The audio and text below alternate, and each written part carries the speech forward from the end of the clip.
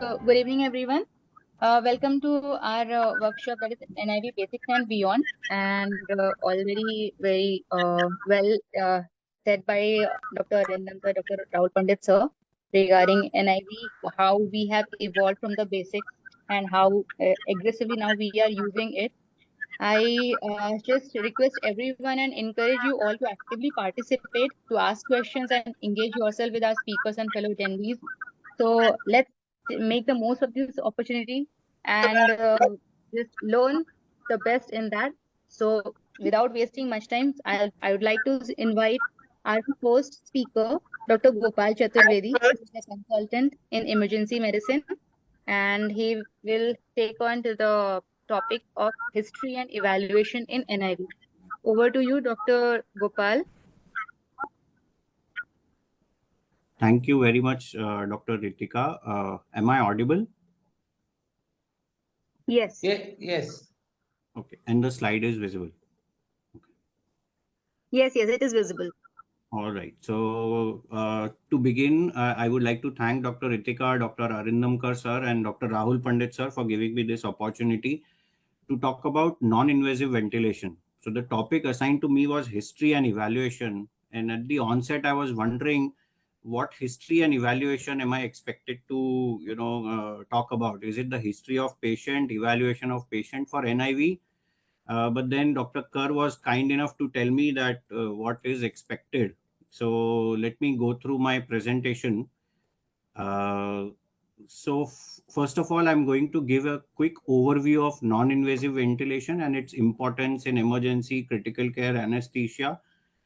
It's been a century of experience, as you can see in this photograph. This is the initial, I'll show you quite a few other devices which I interestingly came across while preparing for this presentation. So the origin of NIV, I hope it works now. The milestones, how the current NIV evolved, and what were the initial challenges and the breakthroughs in the development of NIV. So as a quick perspective from Mr. Winston Churchill, as he said, the farther back you see in the history and the farther forward you are likely to see. So a quick glimpse into what the history of NIV is, so we can understand what we are using today and what we can develop in the future.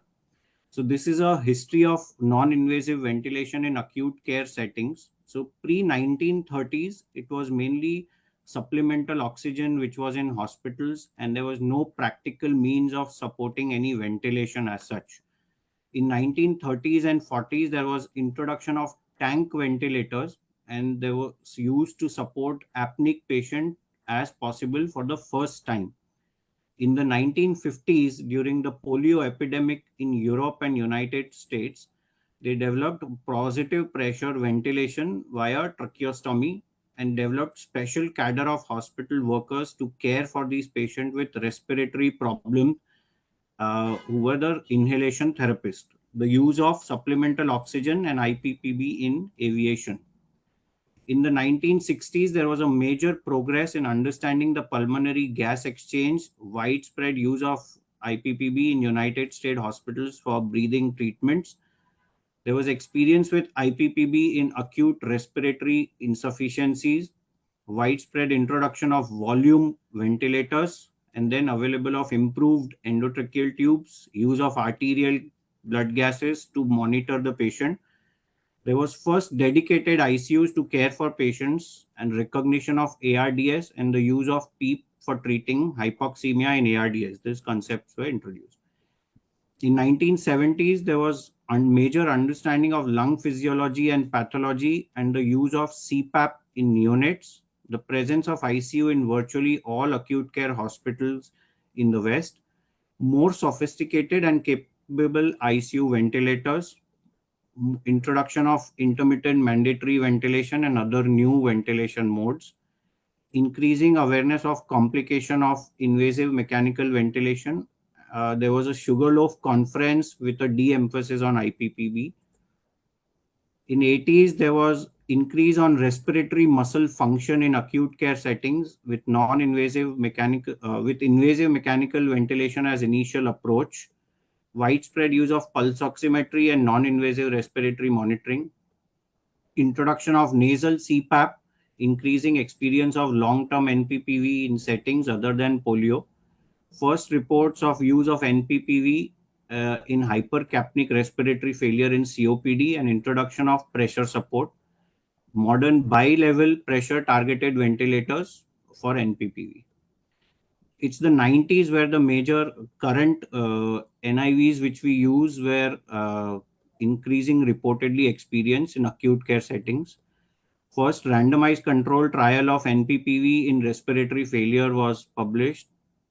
Increasing variety of patient interfaces, respiratory care consensus conference, rapid worldwide dissemination of research findings, concept of NPPV as a bridge to weaning, increased focus on ventilator-induced lung injury and concept of lung protective ventilation was introduced, increased focus on DNAR, DNI, and withdrawal of life support.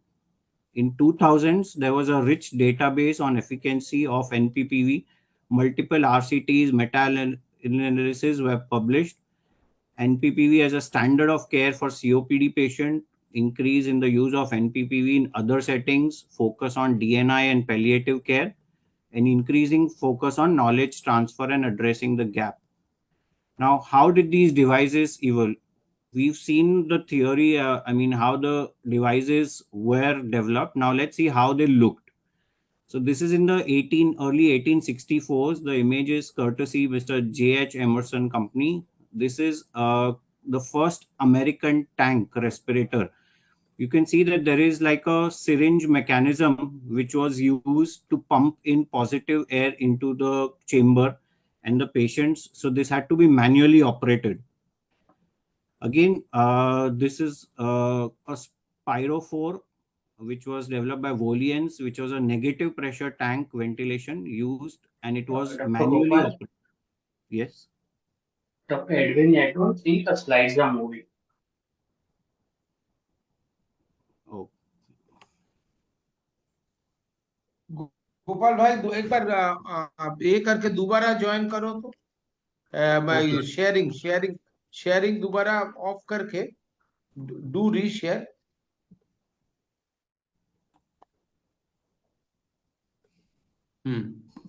it's off now do a share screen. I was trying to get your whatever you have sent on WhatsApp. I was trying to put it on the mail. वो मुश्किल हो रहा था, नहीं हो रहा. Somehow you are not So now is in this the visible now? Eisenmenger. you do a current slide. You do a current slide. I don't know which year you are using. This is 2015, 9. So right now I'm in that Spirophore of Reliance, 1876, which is manually operated We can see a tank 1901 ventilator. Is it Eisenmenger.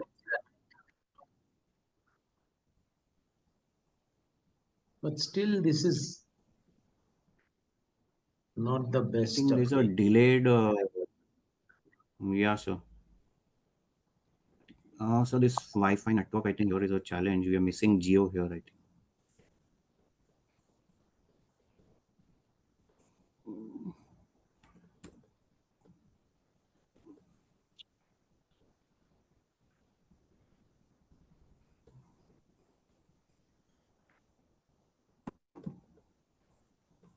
There is a slide presentation next to the Zoom link. Have we tried that?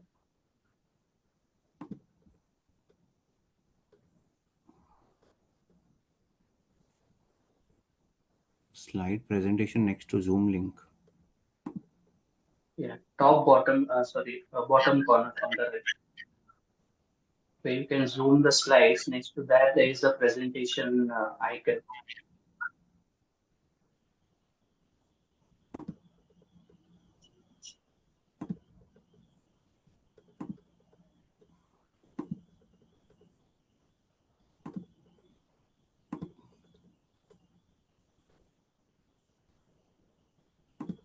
So now I'm doing my entire screen share. So I hope this method works. Is it showing early devices?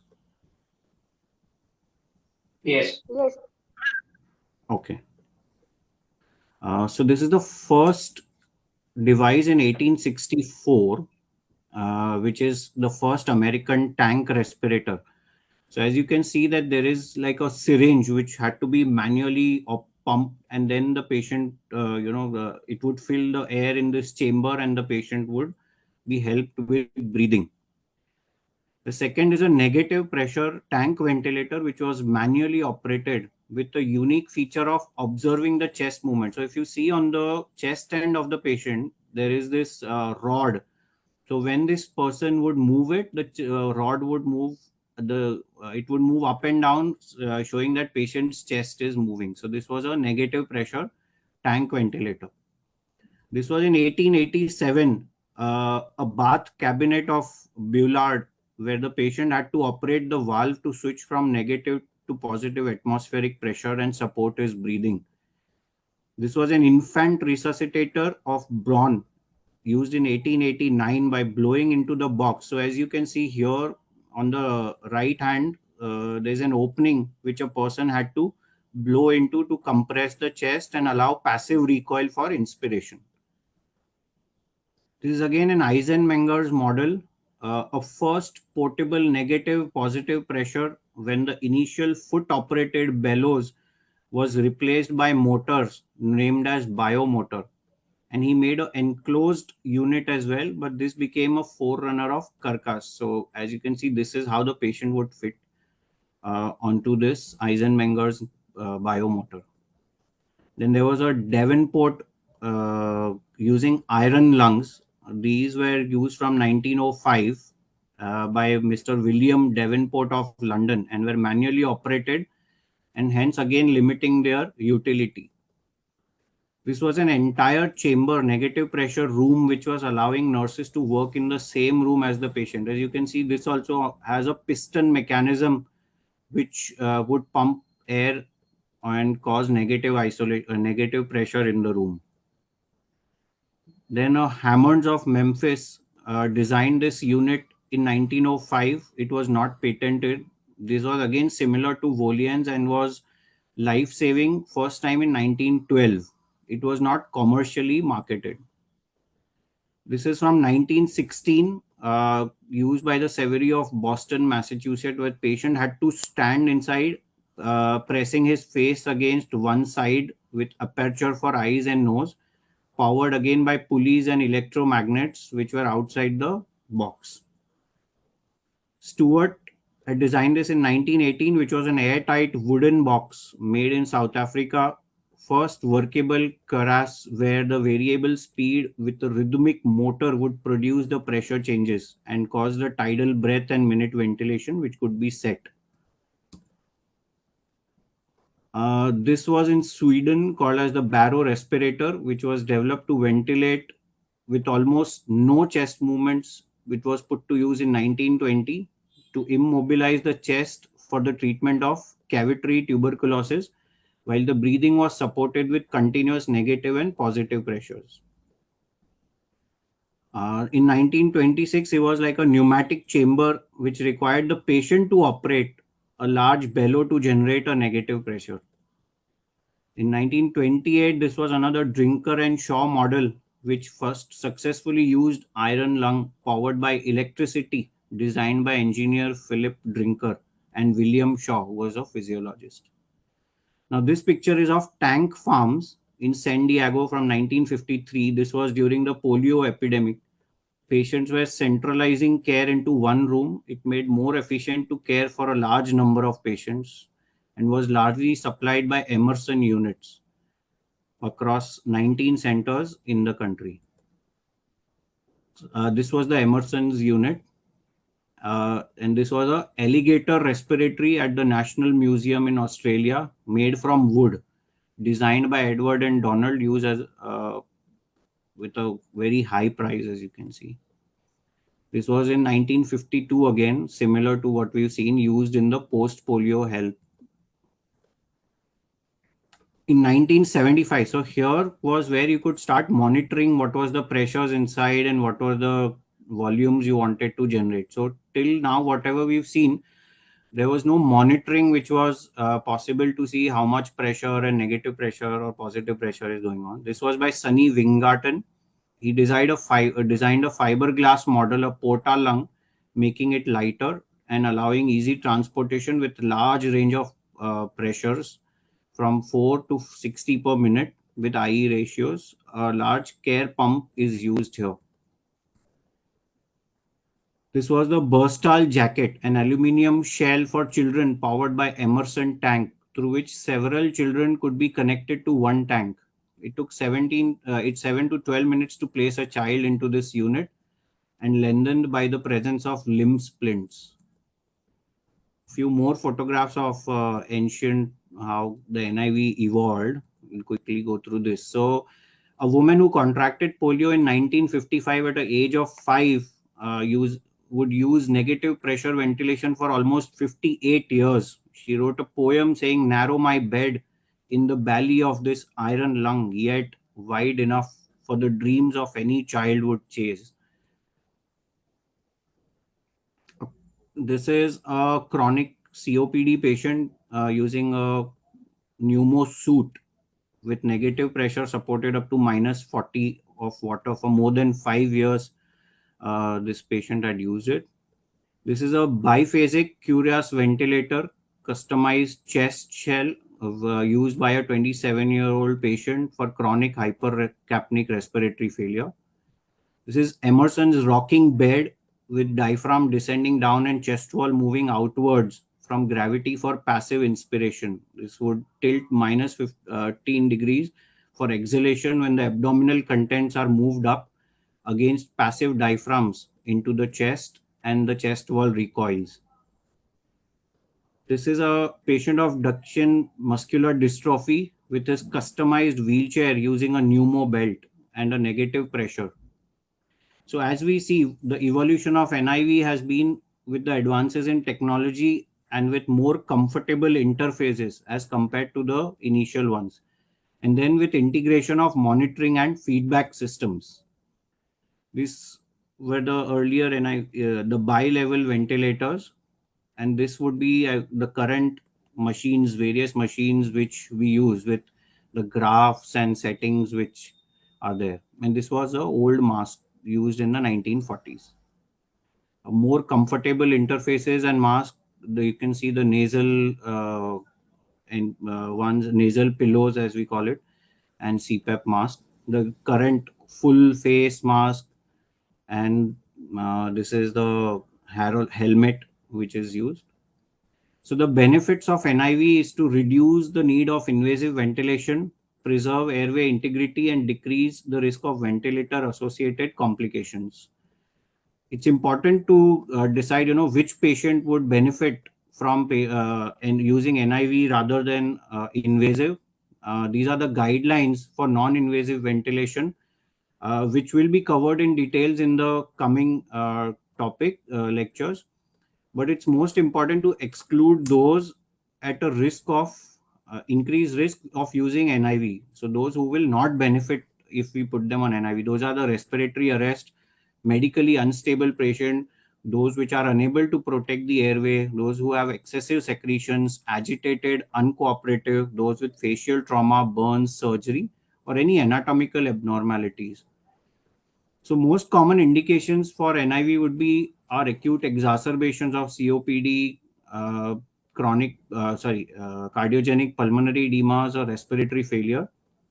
In other conditions which we can use this would be like a cystic fibrosis or an upper airway obstruction, restrictive diseases like chest wall deformity, neuromuscular diseases, obesity related hypoventilation, or parenchymal diseases like ARDS, AIDS-related pneumonia, infectious disease, and it was widely used in COVID-19 disease, as we all know, in the last few years. There were studies which showed that continuous positive airway pressure was better in pulmonary edema with almost a success rate of 81%.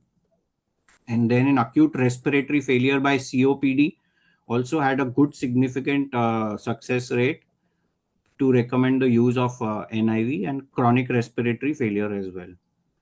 For monitoring and evaluation, we need, while a patient is on NIV, we should not forget that we need to keep monitoring if the therapy is helping the patient or not. So our standard monitoring would be of ABG, saturation, airway pressures, minute volume if the patient is generating appropriate volumes, apnea time with backup ventilation. Extended monitoring would include, frequency, FiO2, ECGs, NIBP, temperature, and those would be the targets for most of our adult patients.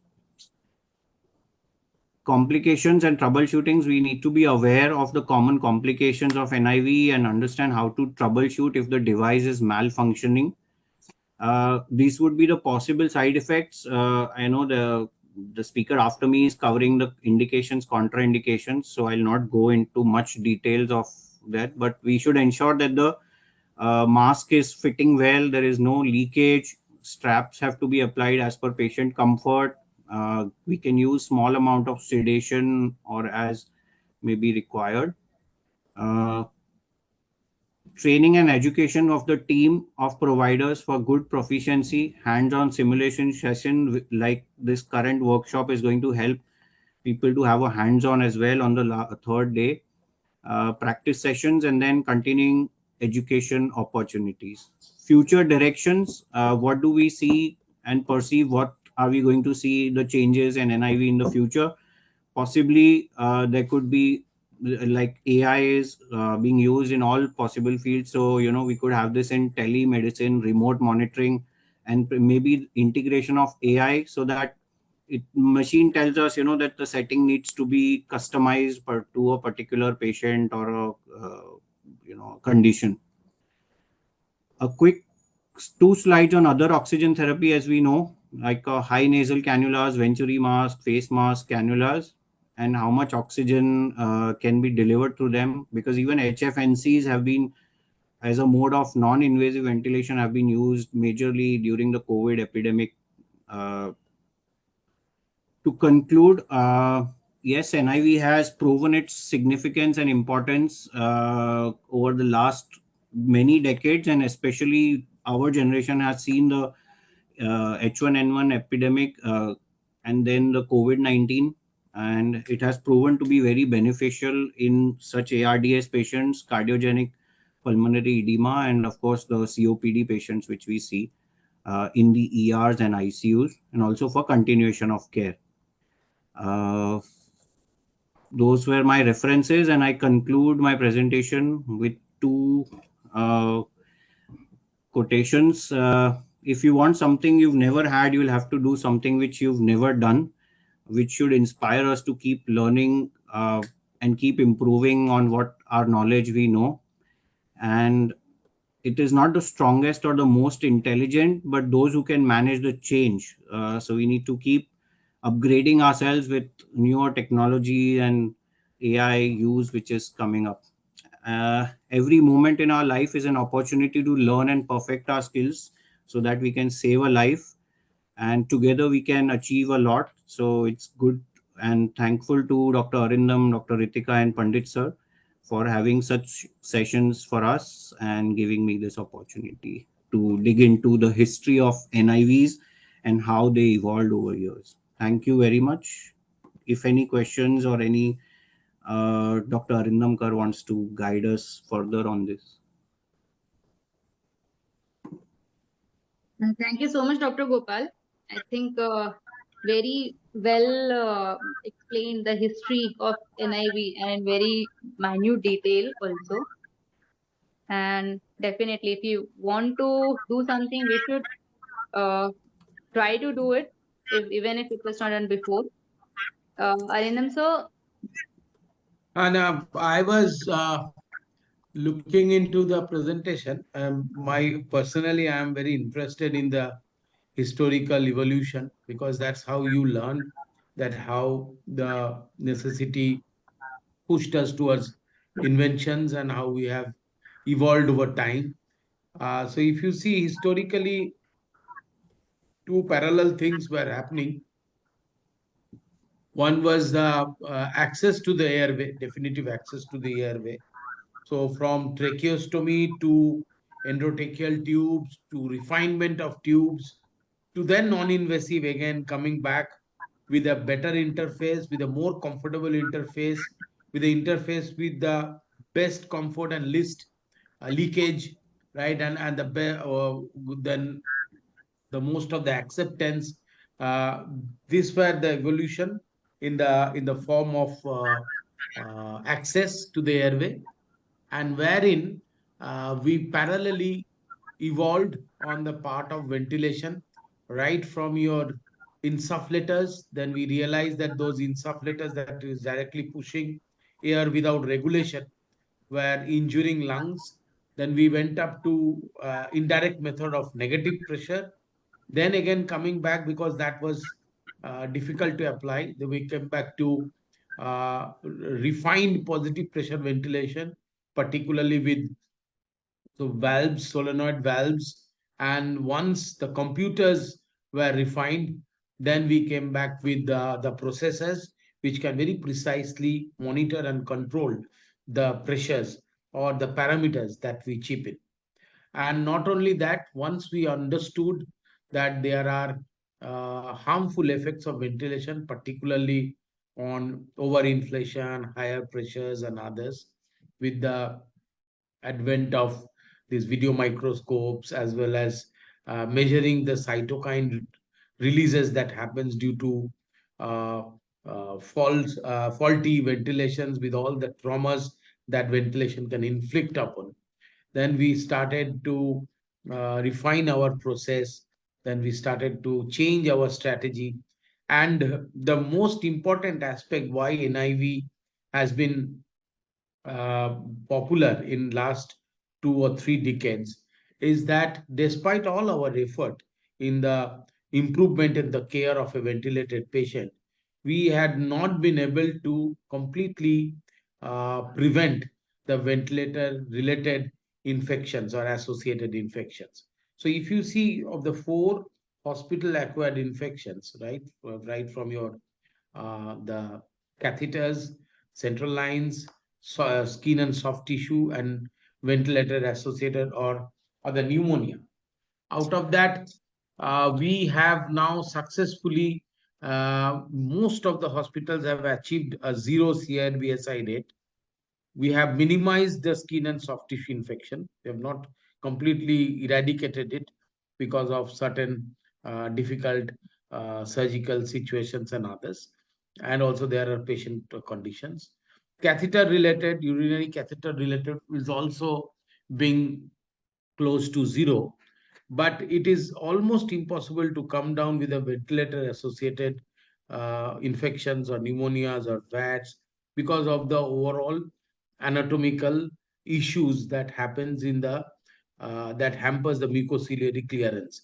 So, and also if you see the cost involved on a ventilated patient, as well as the social stigma or the social perception associated with ventilation, has pushed towards more and more to the non-invasive. So we evolved on the non-invasive aspect. So that's why, as I was telling, that it is almost an universal knowledge that every healthcare worker need to know about the oxygen therapy as well as a non-invasive respiratory support.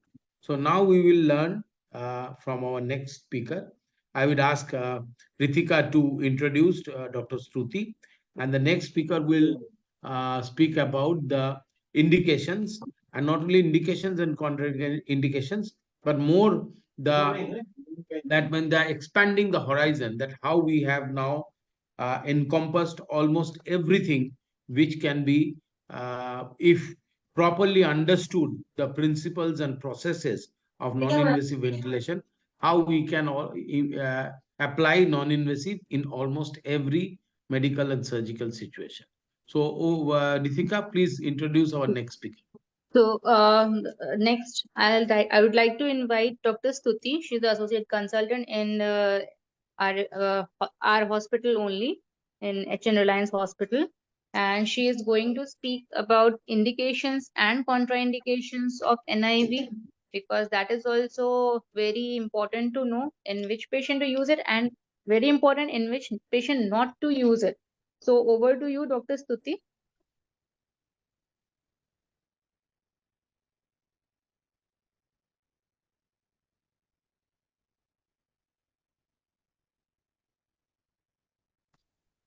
Good evening, everyone. Am I audible? Yes. Yeah. Yes. Good evening, everyone, my respected teachers, my dear seniors and colleagues. I'm thankful to Dr. Pandit sir, Dr. Arindam sir, and Dr. Ritika ma'am to give me the opportunity to speak today on this important topic.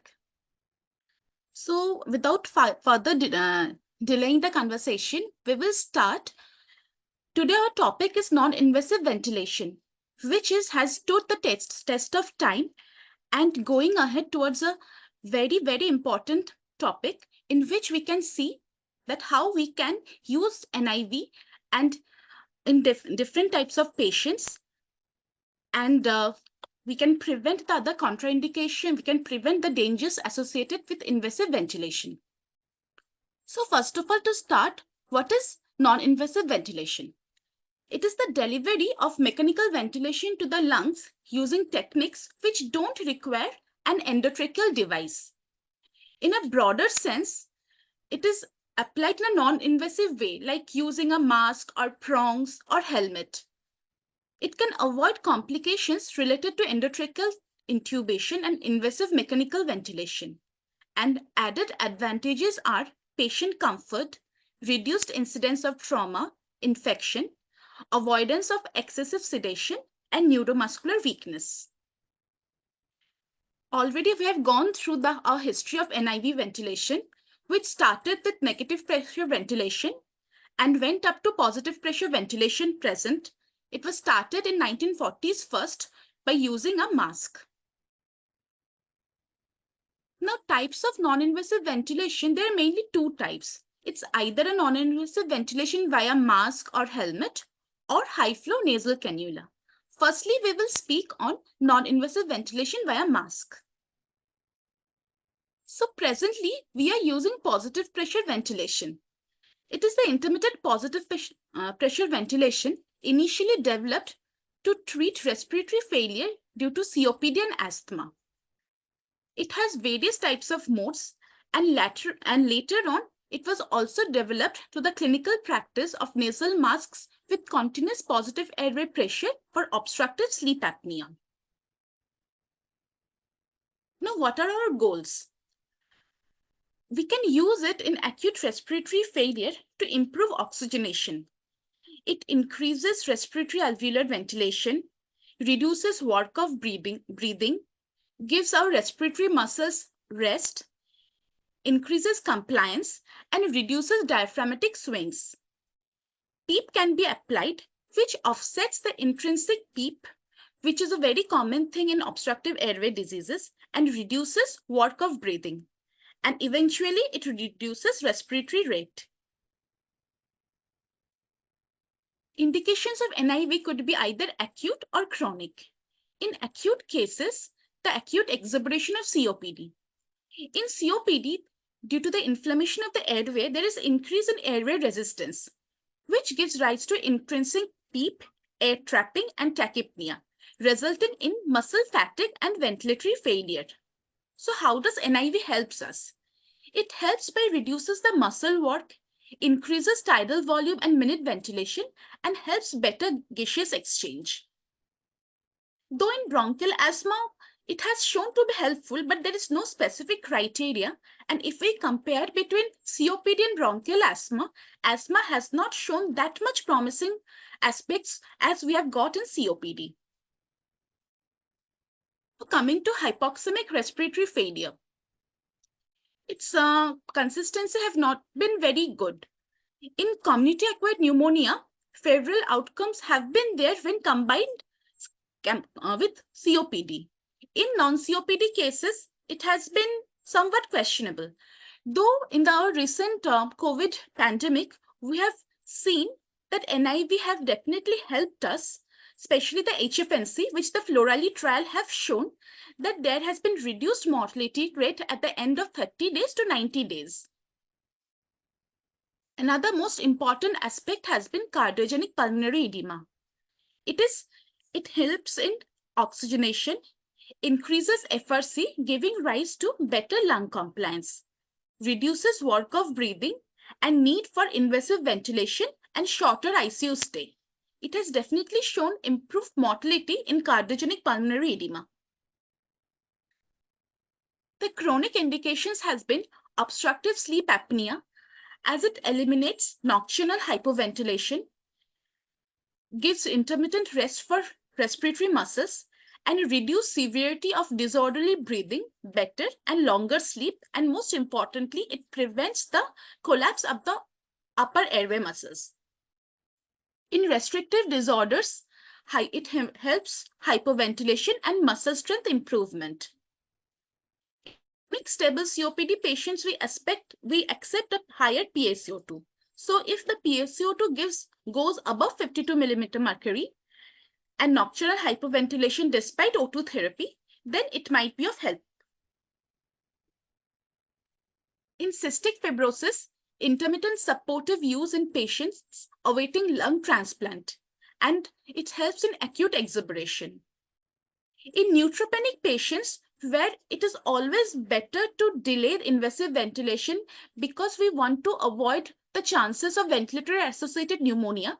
So in neutropenic patients between invasive ventilation and non-invasive ventilation, we will always prefer non-invasive ventilation if the patient is clinically appropriate for that. Other indications will be weaning from invasive ventilation for post-extubation support. And recently, there are for the patients who do not intubate, because many patients don't want ventilators. So according to especially patients who are suffering from terminal disease and respiratory failure, if the patient or their relatives opt for don't intubate protocols, then we prefer NIV ventilation. Now, what will be the benefits? It reduces need to intubation, reduces nosocomial pneumonia, shorter ICU stay, at some point reduced mortality, especially in AECOPD and cardiogenic pulmonary edema, preserves airway reflexes, lesser need for sedation, and prolonged survival. Now, how we will select our patients who are fit for NIV? First of all, signs and symptoms, we'll see if the patient is moderately tachypneic and the patient is using accessory muscles, paradoxical breathing is there. On ABG, we see hypercarbia, reduced pH, and PF ratio less than 200. But definitely, we will not go for NIV if we see the patient is impending respiratory arrest, there is hemodynamical instability, patient is unable to protect airway, there are excessive secretions, patient is poor GCS or agitated or confused, there are facial deformities, extensive burns, uncooperative patient, and brain injury with unstable respiratory drive. Now, what will be a suitable feature of a NIV ventilator? It is always preferable for a pressure controlled one with pressure capability of at least 30 centimeter water, capable of supporting inspiratory flows of 60 liter per minute, assist control and bilevel pressure modes, rate capability of at least 40 breaths per minute, sensitivity flow triggers should be highly sensitive, and alarms should be there. And in addition to that, certain desirable features should be the inspiratory and expiratory trigger should be adjustable, because we have seen in obstructive airway diseases, we want the ventilator to have a prolonged expiratory phase. But in restrictive lung diseases, we want a prolonged inspiratory phase. So the trigger, by meaning of trigger, we mean that how the patient is initiating the respiration. That feature should be adjustable. And IE ratio should also be adjustable. Temporary alarm cancellation facility may be desirable because it might create problem for the patient, but obviously it should never be stopped, because that gives us, the clinicians, our nursing staffs, our indication that the patient is comfortable or not. And it is always preferable to have an internal battery backup of 1 hour. And control knobs should be simple to use and accessible. Now, types of ventilator. First of all, we will say about bilevel ventilators. It uses internal blowers to generate flow through a single limbed circuit. There are no different limbs, only one for both inhalation and exhalation. So there is high chance that the air will get mixed up. So what we will do, it will have a passive leak port either in the circuit or the interface through which the CO2 will be expelled out. In intermediate ventilator type, these are mostly used for patient transport or home care ventilation. They also utilize a single limb circuit with either an active exhalation valve near patient or a passive leak port in the interface or at the length of the tubing. Earlier, the intermediate ventilator type had been leak intolerant, but however, newer designs offer leak compensation. Now comes the critical care ventilators, which we, the ICU physicians, daily use in our ICUs. It has separate inspiratory and expired gas mixtures, preventing rebreathing. Pressure and exalt minute ventilation monitoring is available, and there is precise control of FiO2. Variable modes and flow patterns are available. Disadvantages being large, expensive, don't compensate for leaks efficiently, and these are tough to be maintained at home. So the pressure target ventilators. These are mainly used for our chronic NIV patients. Majorly the modes that we use there are bilevel ventilators, continuous positive airway CPAP, pressure control or pressure support ventilators, and AVAPs. This mainly use the single circuit gas delivery system with intentional leak port for patient exhalation. They are majorly pressure limited, flow and time triggered. They compensate efficiently for large leaks and sensitive and detect inspiratory efforts despite leaks in circuit. So even if there is leakage is ongoing, but it will detect whenever the patient is triggering a breath and it will assist the patient. First, we will speak about the pressure support ventilation mode. In this, the patient initiates a breath. It is provided on critical care ventilators or a few dedicated new age NIV ventilators also. Patient's effort, when the patient starts the of breathing, it initiates breathing, the machine catches sensitivity of the machine catches the trigger of the patient. So the inspiratory flow delivered, it goes on, the inspiratory flow increases and attain the set airway pressure, which is the pressure support level. Inspiratory flow continued to maintain target PS level as long as the patient's spontaneous effort continues. So it is patient triggered. It could be both either flow or pressure, though the new age ones are mainly flow triggered and flow cycled. So what are the parameters that we need to set in a pressure support ventilator? It will be trigger sensitivity, that it will initiate the inspiration of the patient, pressure support level, and the expiratory trigger, and PEEP, FiO2 alarms as in other modes. So here is a graph which is showing the pressure support ventilation, that how the graphs will come. As we see that here it is the trigger, it's coming down the pressure time loop. Hello, yeah. And then it's coming over from the inspiration to expiration, it's coming down.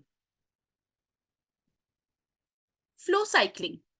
After a predetermined, as I told earlier, that majorly now the cycle is mainly flow cycled. After a predetermined flow is achieved, which is normally a percentage of the peak flow. So whenever the airway pressure exceeds the set PS level, according to pressure cycling, and in time cycling, the preset time limit is given only. So there are basically three types of cycling: flow cycling, pressure cycling, and time cycling. So the pressure targeted ventilation, there are mainly four types of, apart from the basic modes: continuous positive airway pressure, assist mode, assist controlled mode, and control mode. The CPAP mode, in which the patient breathes spontaneously at set baseline pressure, which is usually between 5 to 10 centimeters of water. patient controls rate and depth of breathing. Flow sensors and pressure transducers respond to patient efforts to keep stable pressure flow. In assist mode, in response to patient's inspiratory effort, changes occur to the set inspiratory positive airway pressure. So what happens? The patient initiates. In assist control mode, all efforts initiated by the patient is supported to the set IPAP. So if the patient in assist control mode, if the patient has no effort, machine triggers inspiration to IPAP. And in control mode, pressure support breaths based on the control settings. There are no patient effort. So we have to set the IPAP, the EPAP, the number of breaths per minute, inspiratory time, everything. Other features of pressure-triggered ventilators are oxygen delivery is not standard. FiO2 depends on oxygen flow rate, the difference between inspiratory positive pressure and expiratory positive pressure, type of leak port, whether it's active or passive, and site where oxygen in system. In this mainly, the carbon dioxide rebreathing occurs, though we can minimize it by using the EPAP of 4 centimeters. Advantages of pressure target ventilation being, it preserves patient's spontaneous effort. Patient has a control on all phases of respiratory cycle. Release work of breathing in proportion to the level of pressure support. But the limitation is it can be only used in spontaneously breathing patients. Variable tidal volume and minute ventilation with varying lung mechanics and patient's effort. It has limited pressure generating capabilities only up to 20 to 35 centimeter water, and most lack oxygen blenders or battery backup systems or any sophisticated alarm system. Now we'll discuss BiPAP, which is the most commonly used in our NIV settings. Here, there are 2 pressure settings are used, low and high CPAP. The first one being inspiratory positive airway pressure, which is the higher one, and the lower one expiratory positive airway pressure. The difference between IPAP and EPAP is pressure support or delta P, and it is directly related to tidal volume. So basically the difference between IPAP and EPAP generates the tidal volume. The duration of low and high CPAP, meaning IPAP and EPAP, can be adjusted. Calibrated pressure ranges between IPAP 2 to 30 centimeter H2O and EPAP 2 to 20 centimeters. It's always preferable to keep our EPAP around, we keep around 4. Patient can breathe spontaneously during any part of the respiratory cycle. IPAP and EPAP are time cycled. IPAP is typically set to reduce respiratory rate to 20 to 25 per minute and to increase tidal volume to 6 to 8 ml per kg predicted body weight. Higher EPAP is used to improve oxygenation. With appropriate settings, any patient from apneic to spontaneously breathing can be ventilated through BiPAP. So basically, when we see in BiPAP, the IPAP and EPAP, EPAP is the normal PEEP that we use in our normal ventilators.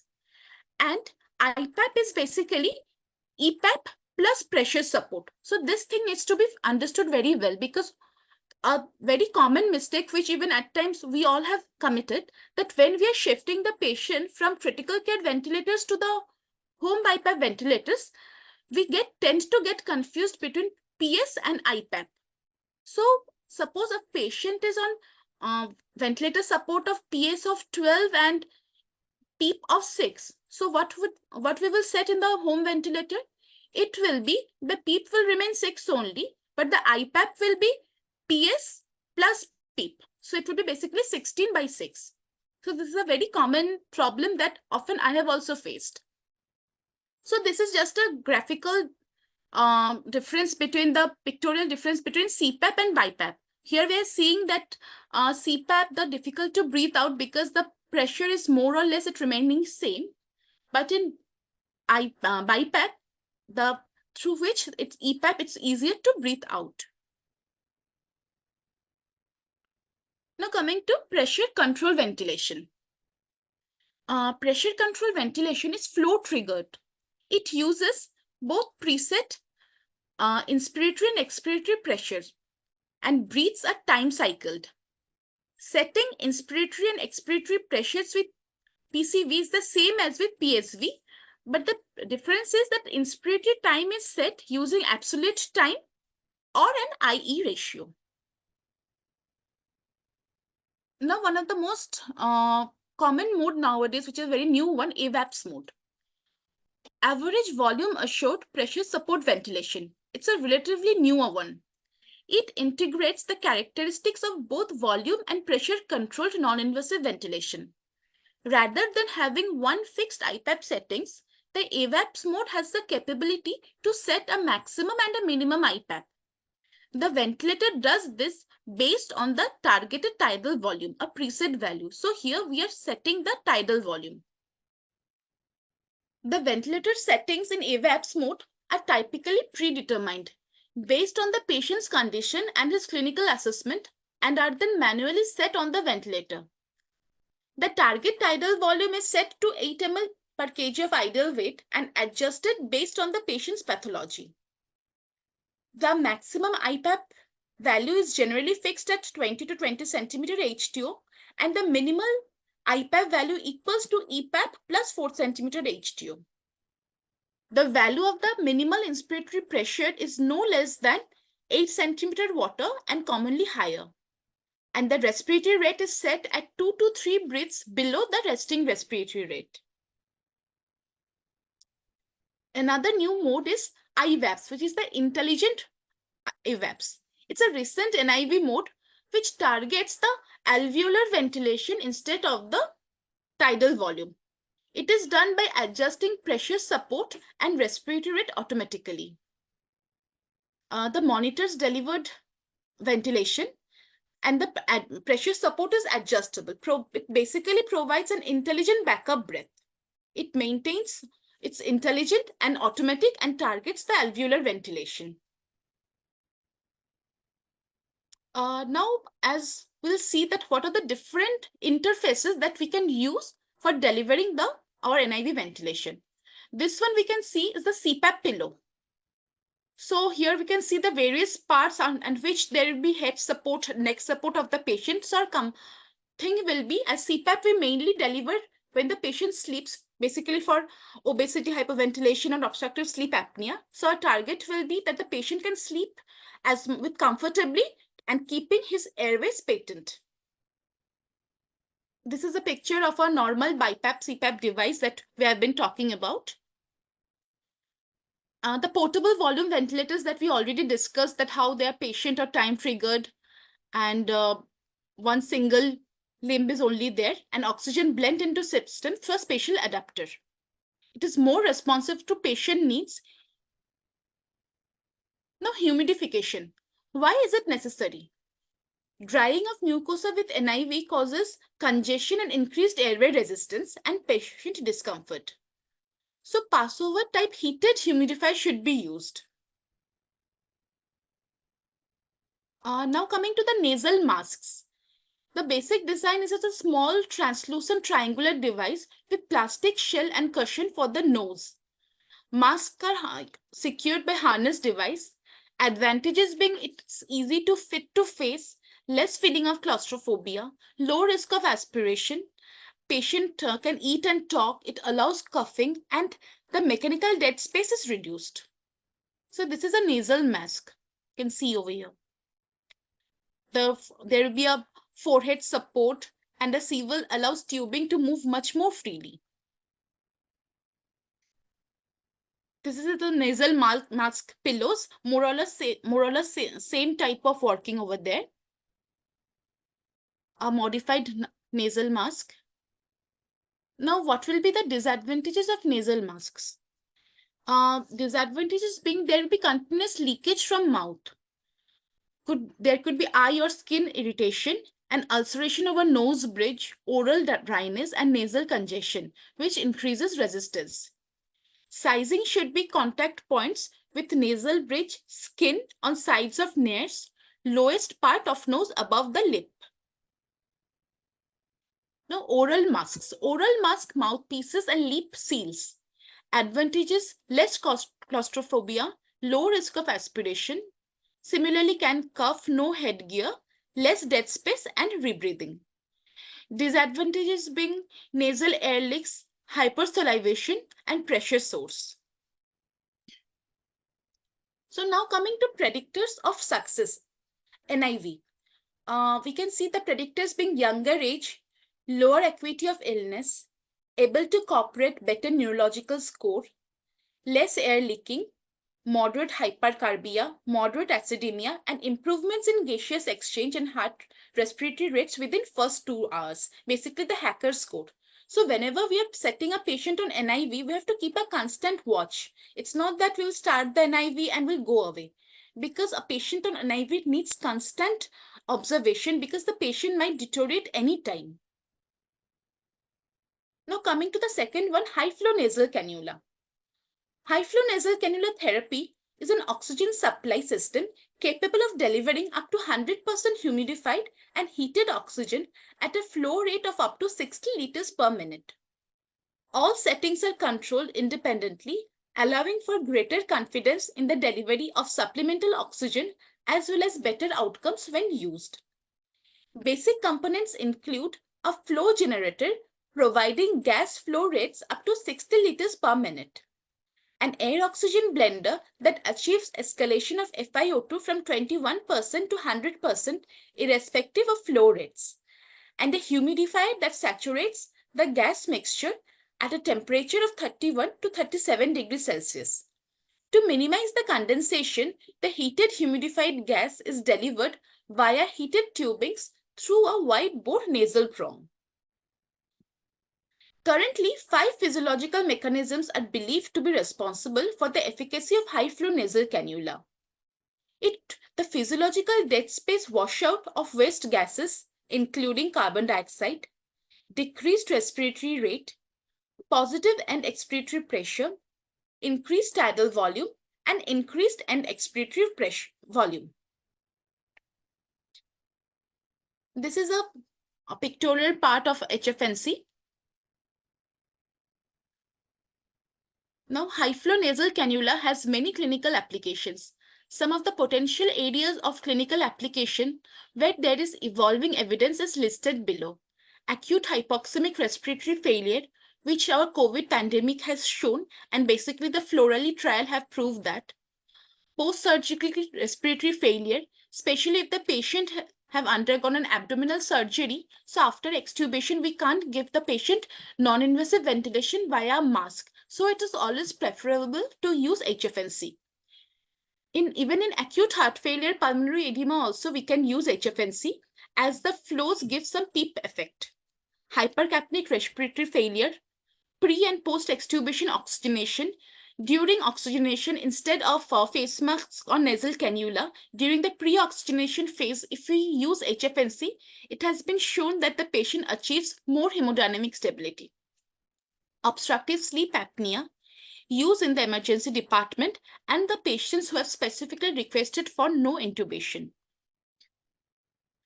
So now when we will switch from NIV to invasive ventilation. So worsening pH and arterial partial pressure of carbon dioxide. If there is continuously type 2 respiratory failure, then we have to think about invasive ventilation. Persistent apnea, hemodynamic instability, oxygen desaturation less than 90%, or in COPD patient less than 88%, decreased level of consciousness when the patient is unable to protect airways, inability to clear secretions, and inability to tolerate interface. If the patient is extremely claustrophobic, can't tolerate, then we have to think about selective invasive ventilation. So coming to the end point, NIV, whether it is through HFNC or through mask at ICU or at home, is an important option for patients needing mechanical ventilation through a wide plethora of indications. The most important thing being appropriate patient selection, choice of interface, and ability to recognize complications. The intensivists and patient care teams are key to ensure the successful application of NIV. We have to apply it observe, and be alert to detect any improvement, or more importantly, to detect any deterioration of the patient. Thank you, everyone. Very nice, Dr. Stuti. Anyone having any question we can discuss here?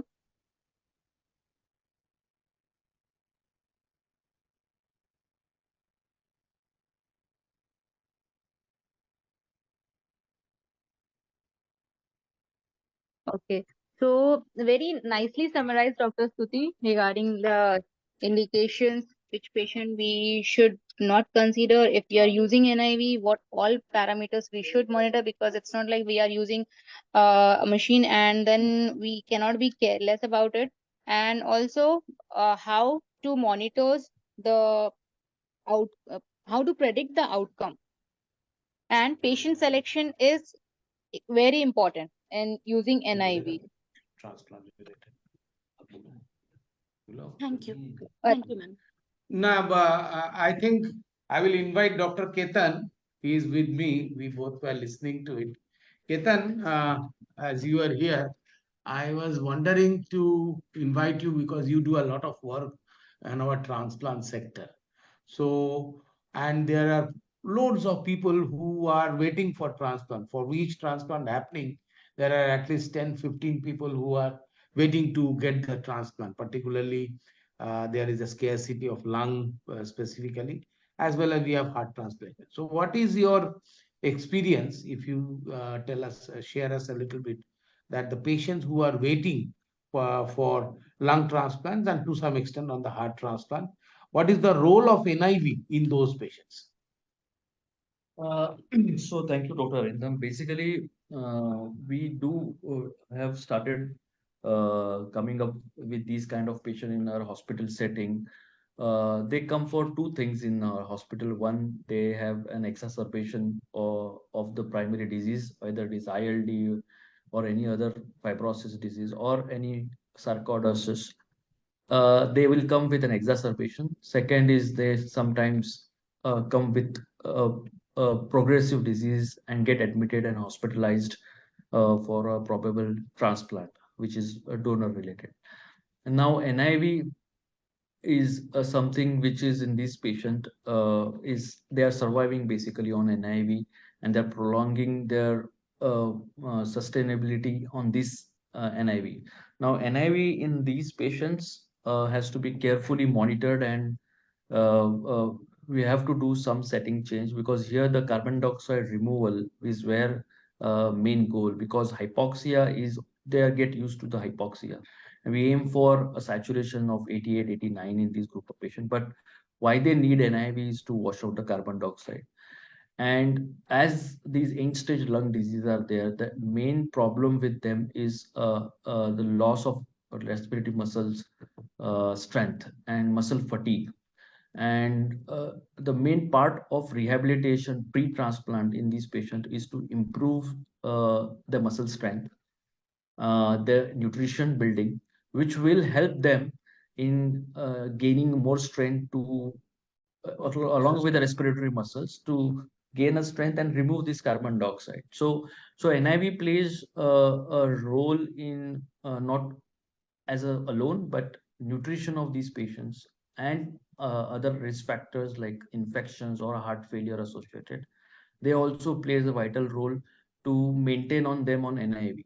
Now settings on the NIV, which I think has nicely been described by Stuti right now, and Ritika has also explained.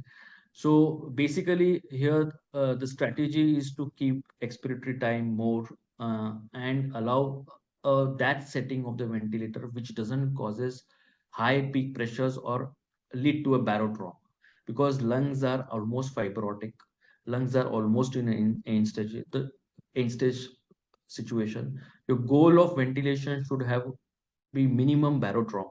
And here we have to accept certain abnormal values. Like we have to accept the CO2 of 75. We have to accept sometimes pH of 7.30. We have to accept some amount of metabolic alkalosis.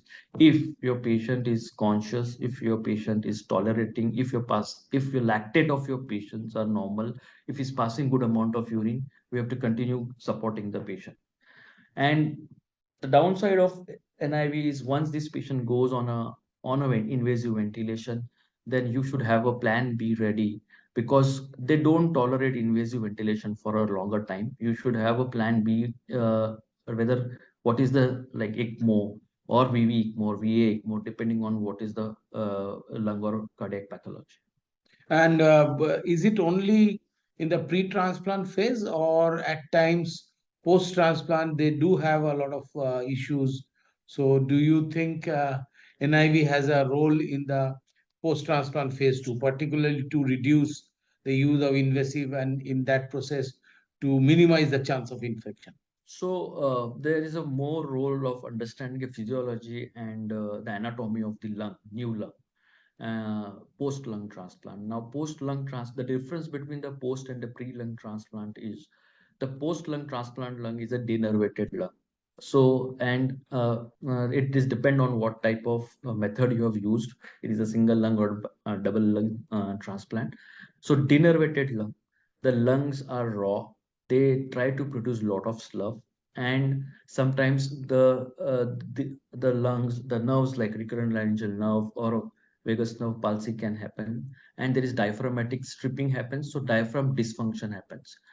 Now in a pre-transplant lung where we use NIV, everything like your diaphragm, your innervation, your the chest cavity is all is appropriate for that patient. But in post lung transplant, sometimes the cavity may be big or the lungs may be big, or vice versa. Second, the diaphragm is weak. Third, the denervated lung. And the fourth is patient's ability to bring out the secretions.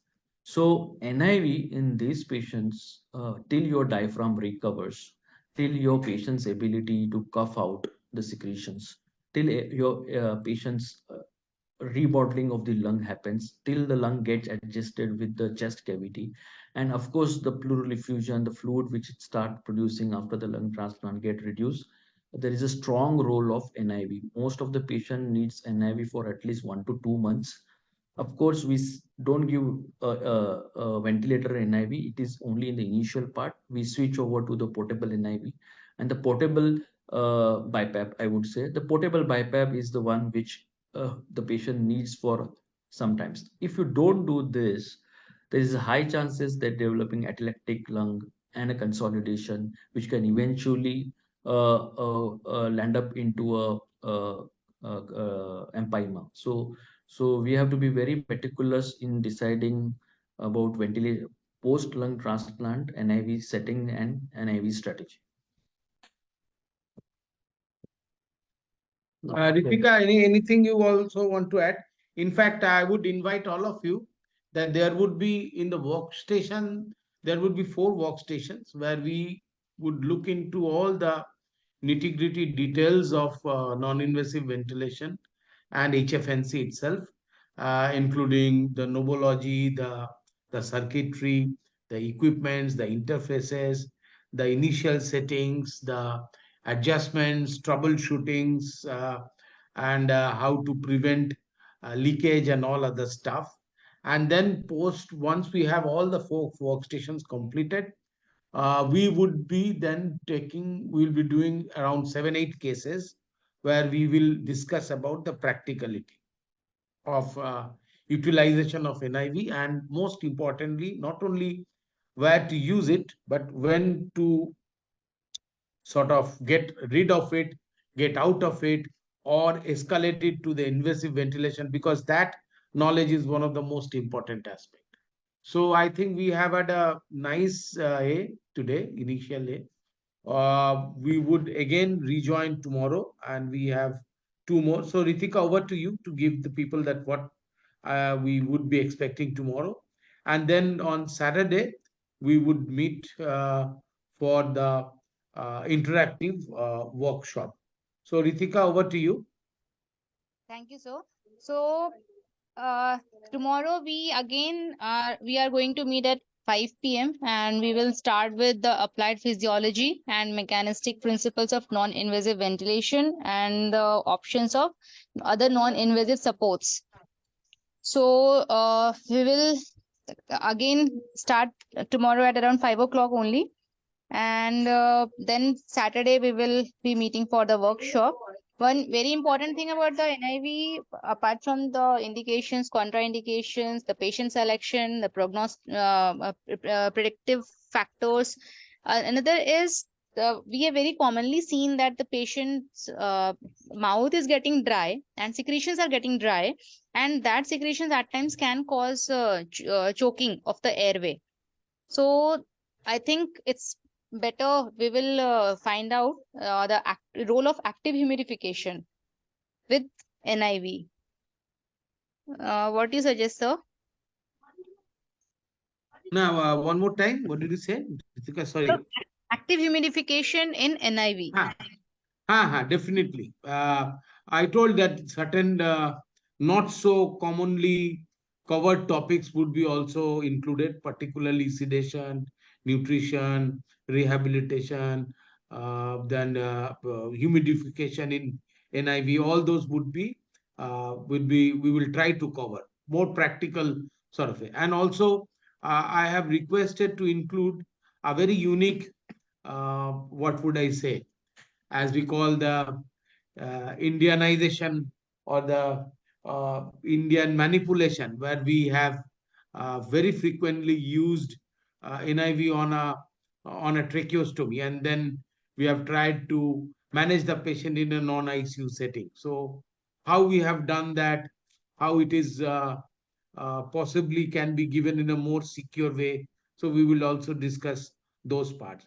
And to let you know that our plan was always like that we would be uh, doing this, as this is the first time we are doing on the NIV, and we would take ample feedback from the participant itself, and we would like to improve on our deliverance, and we will do a national level conference very shortly once we have good feedback and understanding of what people want to learn about. So I would request all the participants to give your feedbacks once we complete the entire program itself.